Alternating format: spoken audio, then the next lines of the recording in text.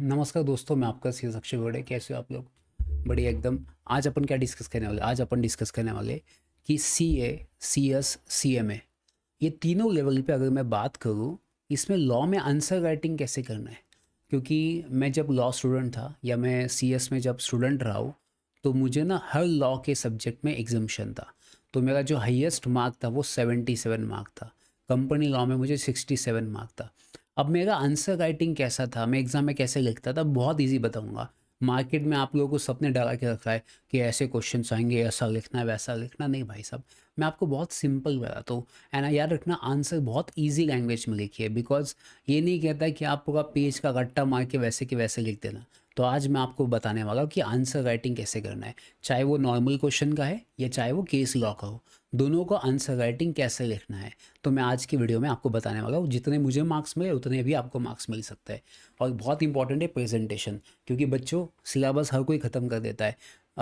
Syllabus पढ़ना, revise करना सब कुछ कर लोगे आप, बट जब तक उस 3 घंटे में आप प्रेजेंट नहीं कर पाओगे अच्छे से एग्ज़ाम में, तब तक आप पास नहीं होगे। तो सबसे इंपॉर्टेंट क्या है, एग्ज़ाम में प्रेजेंटेशन बहुत अच्छे से होना चाहिए। एंड उसी प्रेजेंटेशन को इम्प्रूव करने के लिए अपन ने ये सेशन अभी अरेंज किया है। तो अगर आपके कोई भी डाउट्स है तो बिंदास ना कमेंट बॉक्स में मेंशन कर देना, आप उनको सॉल्व करेंगे। ठीक है, तो आज अपन कंपनीज एक्ट लेने वाले, कंपनीज एक्ट का, बिकॉज सबको कॉमन है C S C M A को। और ये आंसर आप C S C M A तीनों लेवल पे सेम यूज़ कर सकते हैं, बिकॉज लॉ का आंसर ऐसे ही लिखते हैं।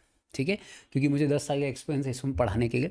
तो चलिए, अब मैं आपको एक छोटा सा पहले क्वेश्चन दिखाता हूँ। क्वेश्चन पे क्या पूछा है कंपनीज एक्ट में। तो कंपनीज एक्ट में ये क्वेश्चन पूछा है कि एक, फॉर एग्जाम्पल मैं आपको बताऊंगा कि एक ये कंपनी है, बैंगलोर की कंपनी है, स्टार्टअप कंपनी है बैंगलोर की, एमपीटी टेक लिमिटेड। तो इन्होंने क्या किया, इक्विटी शेयर्स इशू किए थे 200 रुपये का। अब 200 रुपये का इशू कर दिया, बट उनको ना सिक्योरिटी प्रीमियम अकाउंट है उनका। मतलब जो शेयर्स इशू किए गए थे ना, वो मोर देन फेस वैल्यू। मतलब फॉर एग्जाम्पल अगर आपके शेयर्स 10 रुपये के, तो लोगों ने 12 रुपये पे किया, 2 रुपये उस पर सिक्योरिटी प्रीमियम पे किया है।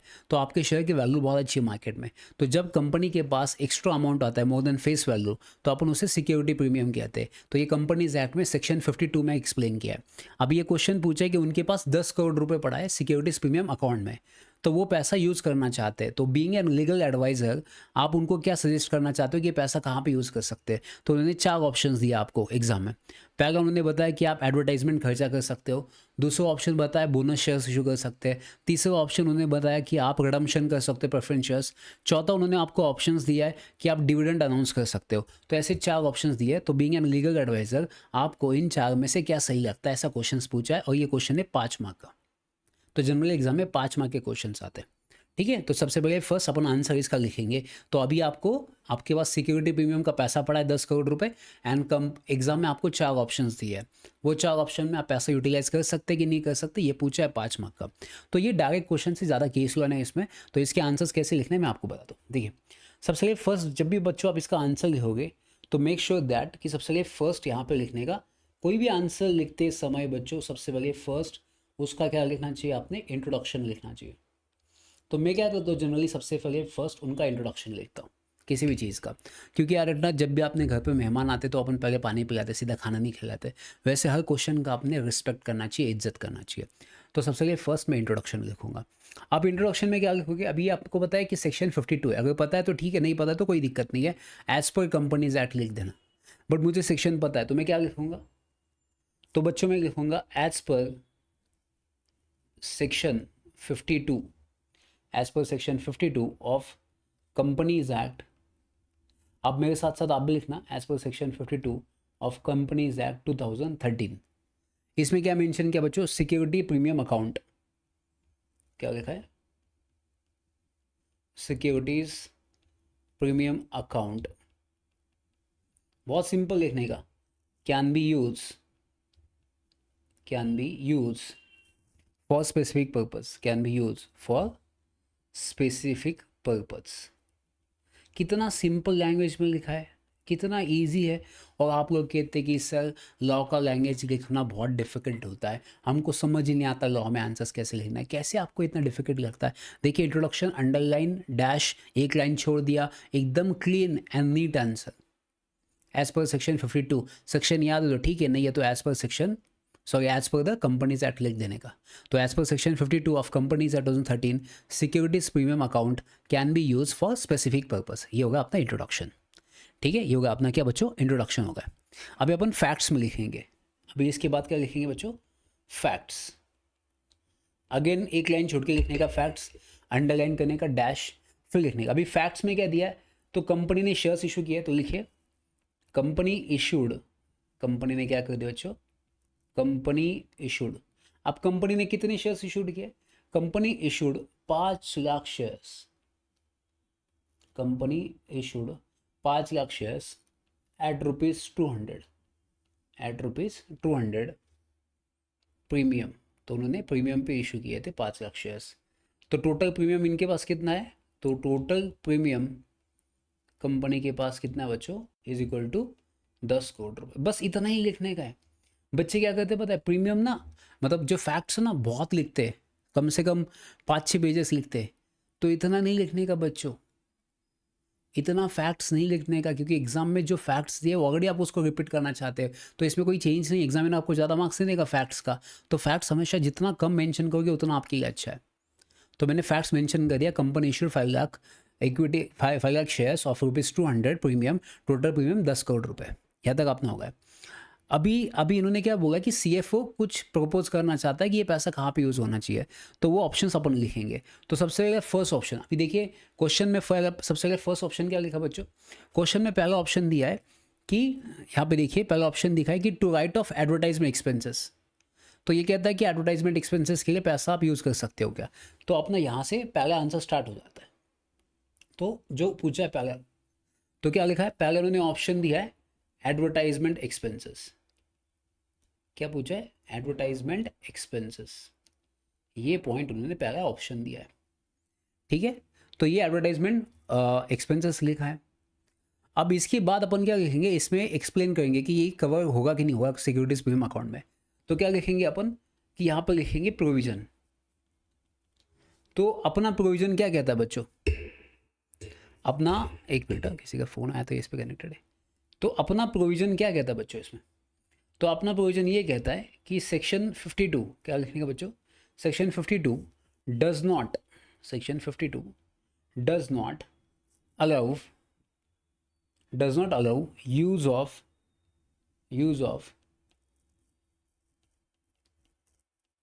Securities premium for advertisement expenses.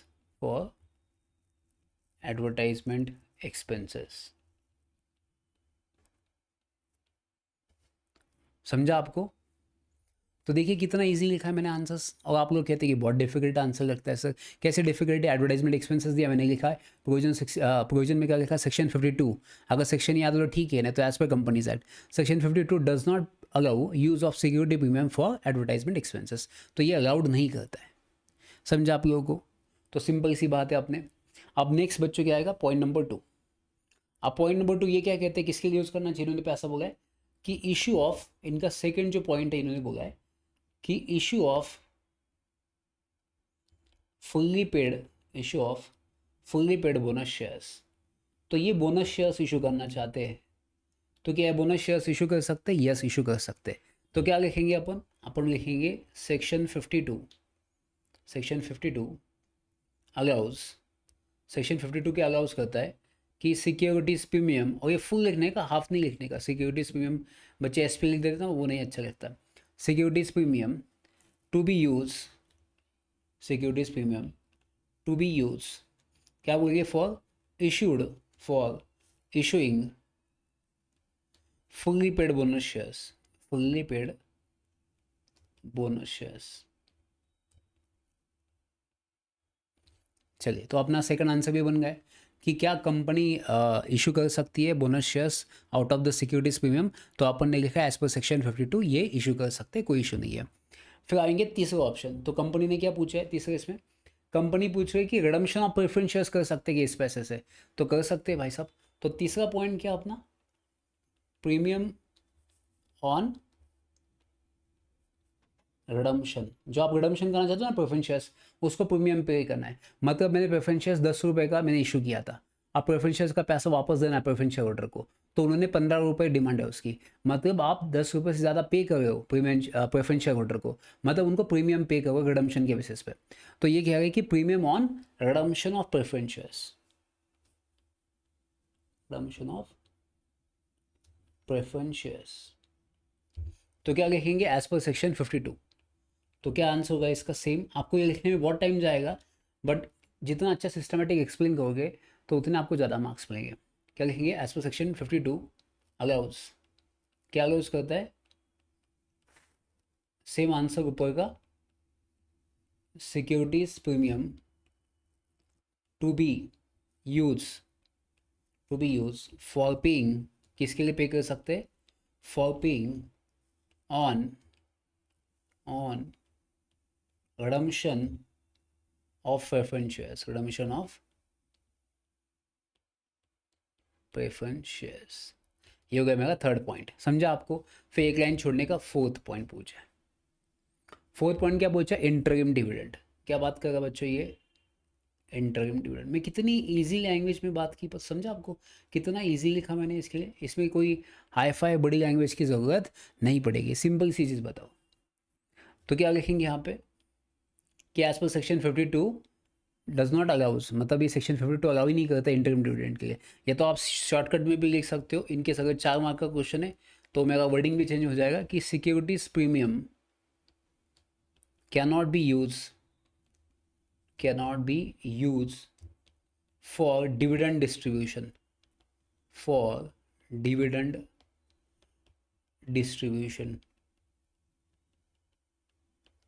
ठीक है।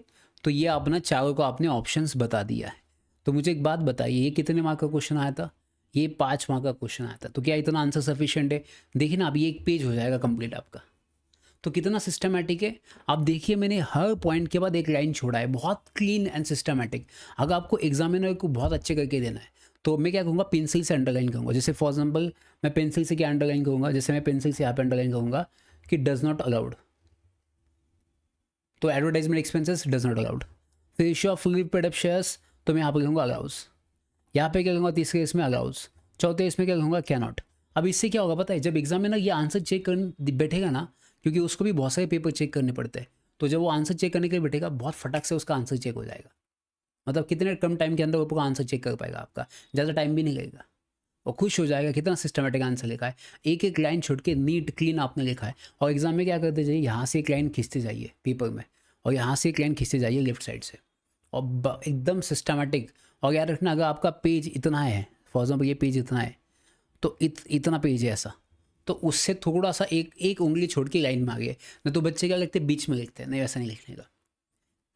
ठीक है, दोनों साइड से लाइन, पेंसिल से अंडरलाइन करने का, इंट्रोडक्शन अंडरलाइन पेंसिल से लिखने का, फिर फैक्ट्स फिर लिखने का, फिर अपना दो ओपिनियन।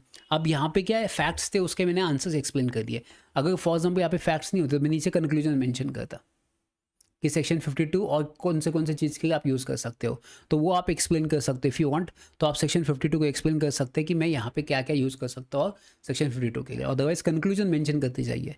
क्या करना है बच्चों, कंक्लूजन आपको मेंशन करना है। तो लास्ट में क्या करूँगा मैं, यहाँ पे मेंशन कर दूंगा कंक्लूजन क्या कहूँगा बच्चों। तो आपने क्या बोला था कि CFO ये ओपिनियन देना चाहता है।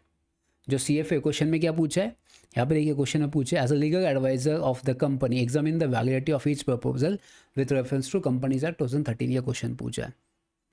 ठीक है, तो अपन यहाँ पे लास्ट में कंक्लूजन क्या बोल सकते हैं बच्चों, यहाँ पे लास्ट में क्या बोल सकते हैं, as per section 52 of companies act. Last में आपका कंक्लूजन क्या आएगा, as per section 52 of companies act 2013। ठीक है, securities premium can be use only for, क्या पढ़ा था अपने, ओनली फॉर किसके लिए यूज कर सकता है सिक्योरिटी, एक तो bonus shares and redemption of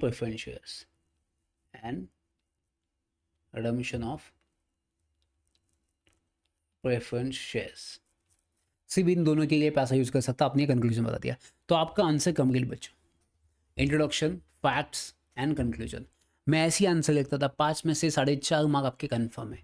exam में अगर कोई भी क्वेश्चन आया CSA CMA लेवल पे, तो यार उन्हें ऐसे पहले इंट्रोडक्शन बताओ, फिर फैक्ट्स बताओ केस लॉ में क्या है, देन प्रोविजंस बताओ कि प्रोविजन में क्या लिखा है। तो ये अपने प्रोविजंस भी बता दे। तो अपना आंसर फॉर्मेट क्या होगा, तो मैं आपको एक छोटा सा अंडरलाइन करके देता हूँ। अपना आंसर फॉर्मेट क्या था, पहले इंट्रोडक्शन, फिर फैक्ट्स, फिर अपन ने प्रोविजंस मेंशन कर दिए। हर एक एक पॉइंट के बाद उसके प्रोविजंस एंड लास्ट में उसका कंक्लूजन, क्या कंक्लूजन है। तो अपना आंसर पूरा कंप्लीट हो गया, 5 में से 5 मार्क कन्फर्म है आपके। तो ये नॉर्मल क्वेश्चंस के आंसर हो गए।